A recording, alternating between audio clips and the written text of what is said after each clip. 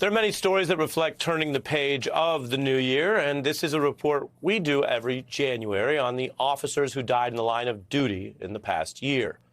226 officers in total lost their lives while on duty in 2022. You see many of them all over the country, all with different walks of life, families, and stories here on your screen. Now, after COVID, where officers remain at a higher risk because of their contact with people, the second leading cause of death is these gunfire deaths, 64 of them. Now, we check this figure every year. It's the same exact level of gunfire deaths as 2021. 11 of those killings were ambushes, specifically targeting police. 2 officers in Connecticut, Sergeant Dustin DeMont and Officer Alex Hamzy, killed in an ambush-style attack. They thought they were going to respond to a domestic disturbance. It was a ploy to abuse the 911 system with a fake call that lured officers onto the very scene where they were then killed, the suspect firing over 80 rounds at them, a tragedy and a reminder of how the easy access to weapons and ammo makes officers' jobs even harder in America. Tens of thousands gathered to honor the fallen officers at a special joint funeral. The Yankees held a moment of silence for them during a game in this past year. And those officers were also honored by their own department through posthumous promotions.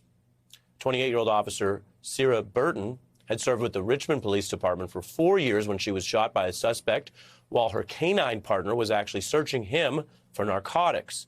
She was taken to a hospital, put on life support. All this occurred 9 days before her wedding.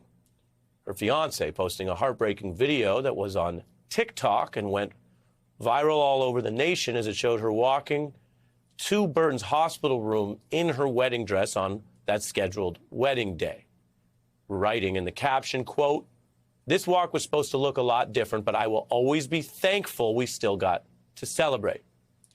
Burton died from that very gunshot wound just 1 month later. Her fiance shared an emotional address in the funeral. I remember standing in the kitchen with her at the beginning of our relationship and having a conversation with her discussing the dangers of her career.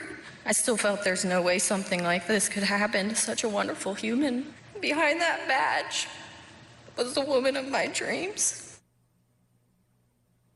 None of this is easy to listen to or hear or face. If you're watching television, as a human being, you might have even an urge to look away or change a channel, which I understand. And yet, however hard this is to just take a moment to understand or hear or reflect on, that is nothing, not even a drop of what these families go through now for the rest of their lives, what they're living through. This is part of a story we do every year, as mentioned, and I want to bring in Marcia Ferranto. She's the CEO of the National Law Enforcement Officers Memorial Fund, which does this work and manages the data each year, as well as Mark Claxton, who's a retired NYPD detective, director of political affairs for the Black Law Enforcement Alliance, and a policing expert for us as well. Welcome to both of you.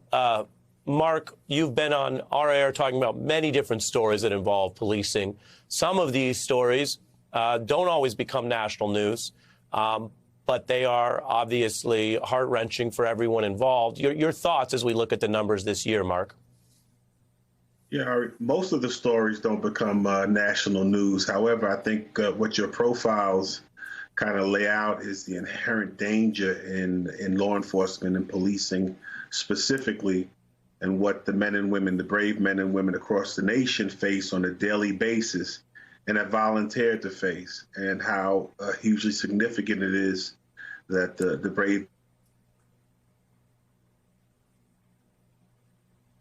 the general population, which is significant.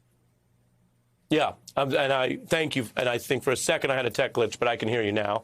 So thank you. Marcia, when you do this work, you're in close contact with a lot of the affected families. Your thoughts this year?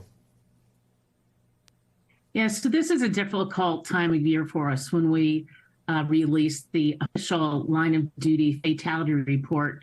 And Ari, as you said, 226 men and women lost their lives in line of duty, 204 men and 20 women. The average age was 44. and the average number of children left behind were 2. So these are real numbers and these are real people. And they are putting their lives on the line every day for us to help keep us safe.